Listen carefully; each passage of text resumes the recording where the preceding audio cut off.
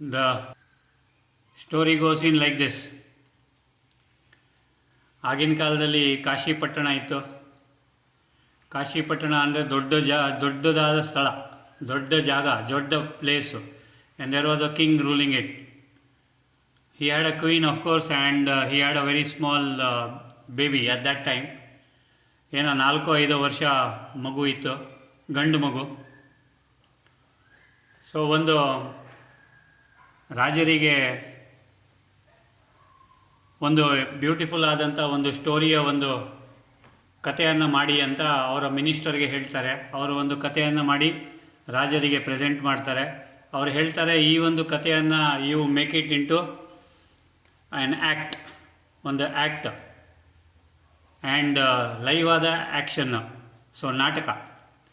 So ಆ ನಾಟಕದಲ್ಲಿ ಅದು ಚಿಕ್ಕ ಹುಡುಗಿ ಇದೆ. ಊರೆಲ್ಲ ಹುಡುಗಿದ್ರು ಒಂದು ಒಳ್ಳೆಯ ಹುಡುಗಿ ಸಿಗೋದಿಲ್ಲ. ಸೊ ಅದಕ್ಕೆ ಈ ಹುಡುಗ ಏನಿದ್ದಾನೆ, ದ ಪ್ರಿನ್ಸ್ ಆಫ್ ಕಾಶಿ, ಅವನಿಗೆ ಹುಡುಗಿ ಡ್ರೆಸ್ ಹಾಕಿದರೆ ಹೇಗೆ ಅಂತ ಕ್ವೀನ್ ಹೇಳ್ತಾರೆ. ಸರಿ ಅಂತ ಹೇಳಿಬಿಟ್ಟು ಅವನಿಗೆ ಹುಡುಗಿ ಡ್ರೆಸ್ ಹಾಕಿಬಿಟ್ಟು, ಫ್ರಾಕ್ ಎಲ್ಲ ಹಾಕಿಬಿಟ್ಟು, ಸೊ ಆ ನಾಟಕ ನಡೆಯುತ್ತೆ. ನಾಟಕ ತುಂಬ ಚೆನ್ನಾಗಿರುತ್ತೆ. So the queen also witnesses the ನಾಟಕ ಆ್ಯಂಡ್ ಚೆನ್ನಾಗಿರುತ್ತೆ.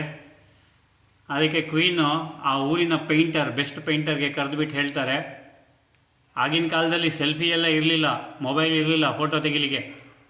ಸೊ ಇವರ ಒಂದು ಚಿತ್ರ ತೆಗೀರಿ ಅಂತ ಮಗ ಹೂ ಈಸ್ ಡ್ರೆಸ್ಡ್ ಆ್ಯಸ್ ಮಗಳು.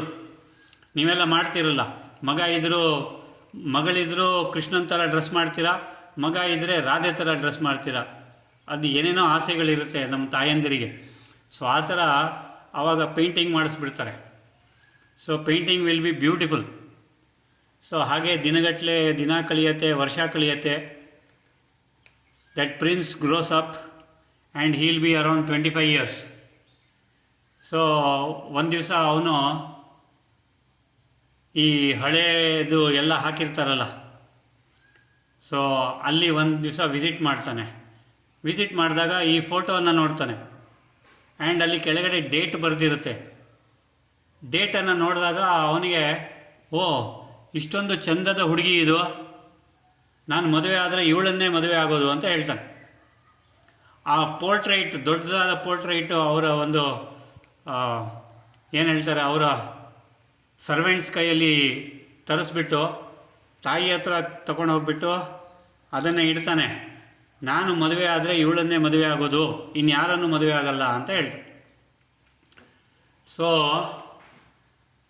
ಅಲ್ಲಿ ಕೆಳಗಡೆ ಡೇಟ್ ಇರುತ್ತೆ ಮತ್ತು ಪ್ರಿನ್ಸಸ್ ಆಫ್ ಕಾಶಿ ಅಂತ ಬರೆದಿರ್ತಾರೆ, ಕಾಶಿಯ ಮಹಾರಾಣಿ ಅಂತ. ಸೊ ಅದಕ್ಕೆ ಇವನಿಗೆ ಊಹಾಪೋಹೆಗಳು ಶುರು ಆಗುತ್ತೆ.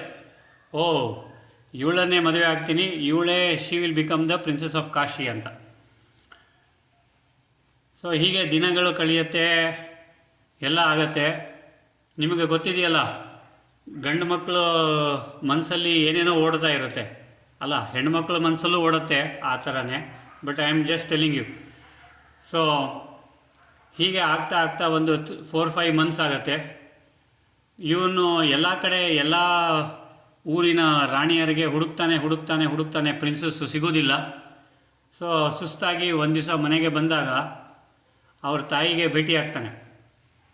ತಾಯಿಗೆ ಹೇಳ್ತಾನೆ, ನಾನು ಮದುವೆ ಆದರೆ ಇವಳನ್ನೇ ಮದುವೆ ಆಗೋದು ಅಂತ. ಸೊ ಆಗ ತಾಯಿ ನೋಡ್ತಾಳೆ, ಆ ಚಿತ್ರವನ್ನು ನೋಡ್ತಾರೆ, ಇವನನ್ನು ನೋಡ್ತಾರೆ. ಇದು ಯಾರಂತ ಗೊತ್ತಿದೆಯಾ ಅಂತ ಕೇಳ್ತಾರೆ. ಇಲ್ಲ ಅಂತ ಹೇಳ್ತಾನೆ.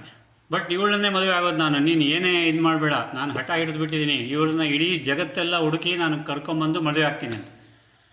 ತಾಯಿ ಹೇಳ್ತಾಳೆ, ಇಲ್ಲಪ್ಪ, ನಿನ್ನ ಚಿಕ್ಕವನು 4-5 ವರ್ಷ ಇದ್ದಾಗ ಒಂದು ನಾಟಕದ್ದು ಒಂದು ಸ್ಕ್ರಿಪ್ಟ್ ತಂದಿದ್ದರು. ಆ ಸ್ಕ್ರಿಪ್ಟಲ್ಲಿ ಹೆಣ್ಣು ಹುಡುಗಿ ಬೇಕಿತ್ತು. ಅದಕ್ಕೆ ನಿನ್ನನ್ನು ಫ್ರಾಕು ಮತ್ತು ಇದು ಹಾಕಿಬಿಟ್ಟು ನಿನ್ನನ್ನೇ ಅಲ್ಲಿ ಏನಂತಾರೆ ಆ ನಾಟಕದಲ್ಲಿ ಭಾಗವಹಿಸಲಿಕ್ಕೆ ಹೇಳಿದ್ವಿ. ನೀನು ಚೆನ್ನಾಗಿ ಮಾಡಿದ್ದೀಯಾ, ಅದನ್ನು ನಮಗೆ ಖುಷಿ ಆಯಿತು. ಅದಕ್ಕೆ ನಿನ್ನ ಒಂದು ಫೋಟೋ ಪೇಂಟಿಂಗ್ ಮಾಡಲಿಕ್ಕೆ, ಅಂದರೆ ನಿನ್ನ ಒಂದು ಇಮೇಜ್ ಪೇಂಟ್ ಮಾಡಲಿಕ್ಕೆ ಹೇಳಿದ್ವಿ. ಅದೇ ಇದು, ನೀನೇ ಇದು ಅಂತ ಹೇಳ್ತಾನೆ. ಅಂತ ಹೇಳ್ತಾನೆ. ಸೊ ಅವನಿಗೆ ನಿಜ ಗೊತ್ತಾಯಿತು, ಅವನೇ ಅದು ಅಂತ. ಸೊ ಯಾವಾಗ ಅವನಿಗೆ ನಿಜ ಗೊತ್ತಾಯಿತು, ಆ ಊಹಾಪೋಹೆಗಳು ಎಲ್ಲ ಬಿಲೀಫ್ ಸಿಸ್ಟಮು ಎಲ್ಲ ಹೋಯ್ತು. ಏನೇನೋ ಸ್ಟೋರ್ ಮಾಡಿದ್ನಲ್ಲ ಎಲ್ಲ ಪಟಕ್ಕಂತ 1 ಸೆಕೆಂಡಲ್ಲಿ ಹೋಯ್ತು. ಹಾಗೆ ನೀವು ಯಾರಂತ ಪರಮಾತ್ಮ ನಿಮಗೆ ಹೇಳಿದ್ದಾರೆ, ಆದರೂ ಇನ್ನೂ ಊಹಾಪೋಹೆಗಳಲ್ಲೇ ಇದ್ದೀರಾ. ನಿಜವನ್ನು, you are that pure consciousness, you are that truth, you are, ನೀವು ಸತ್ಯವಾಗಿ ಏನಾಗಿದ್ದೀರಾ, ನಿಮ್ಮ ನೇಚರ್ ಏನು ಅದು ನಿಮಗೆ ಗೊತ್ತಿದೆ, ತಿಳಿದೇ ಇದೆ.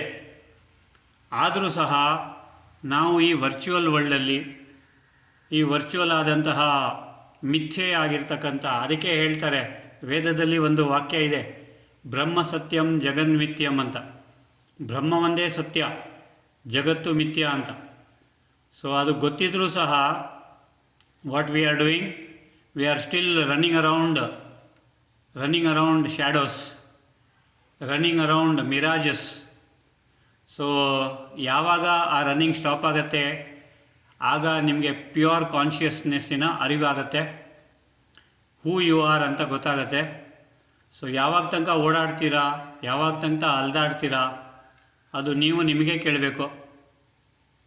ಸತ್ಯ ನಿಮಗೆ ಗೊತ್ತಾದರೆ ಒಂದು ಸಲ ನೀವು ಯಾರು ಅಂತ, you should immediately shift over to that. ಆ ಪ್ರಿನ್ಸಸ್ಸು ಯಾರು ಅಂತ ಇವನಿಗೆ, ಪ್ರಿನ್ಸಿಗೆ ಗೊತ್ತಾಯಿತು.